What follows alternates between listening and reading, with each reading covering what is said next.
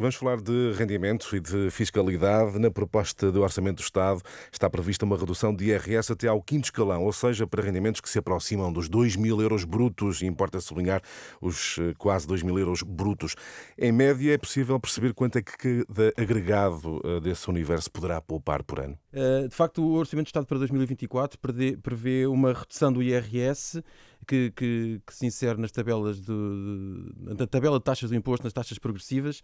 Esta redução acontece por dois efeitos. Por um lado, a atualização dos escalões em função da taxa de inflação, de 3%, e por outro lado, de facto, e como refere, uma redução das taxas até ao quinto escalão.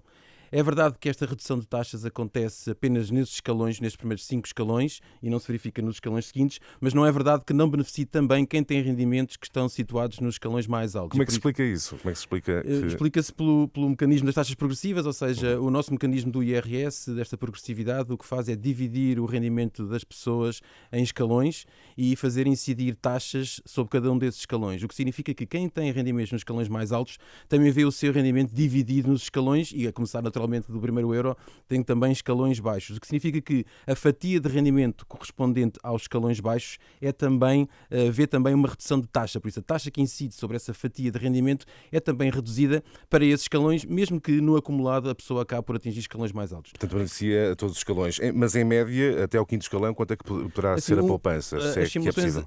As simulações apontam para poupanças na casa dos 600, 700 euros. Depois depende naturalmente em função do número de dependentes e das condições do agregado, mas 600, 700 euros por ano de poupança é perfeitamente atingível numa grandeza de rendimentos nesta ordem. No que diz respeito ao IRS para jovens, confirma-se que há aqui alguns benefícios. O que é que está previsto? O que é que podemos detalhar? O IRS para jovens é de facto outra alavanca de redução do IRS para 2024. Aquilo que nós vemos é a continuidade de um regime que já existia antes, mas que estava limitado nas percentagens dos rendimentos que eram possíveis afastar da tributação, e limitado nos limites até aos quais era possível também essa exclusão tributária. E aquilo que nós vemos é um aumento da intensidade, por isso as percentagens aumentam, e também um aumento dos limites. E aqui, de facto, um impacto relevante, porque nós vemos que estes limites podem, em alguns casos, triplicar, o que significa que as pessoas, os jovens que acabem a escolaridade ou obtenção de um grau académico e que se iniciem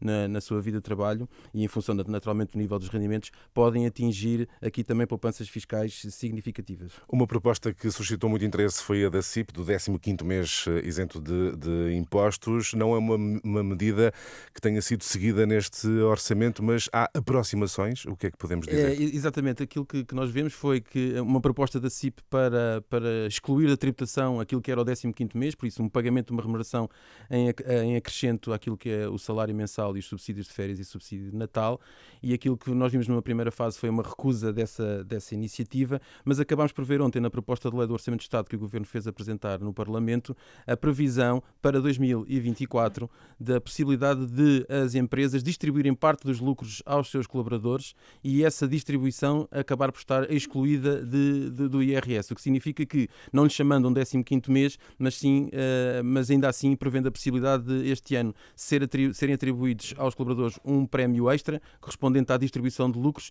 e que até um limite de 5 vezes o salário mínimo nacional acaba por estar excluído de tributação, tal como era a previsão, a proposta inicial. Para terminar, para esclarecer muito rapidamente, só em empresas em que obtenham lucros, portanto. Sim, naturalmente, é a distribuição de lucros, Muito por isso bem. quem não tiver lucros para distribuir não poderá estar a coberto desta medida. Ricardo Reis, obrigado por esta primeira explicação.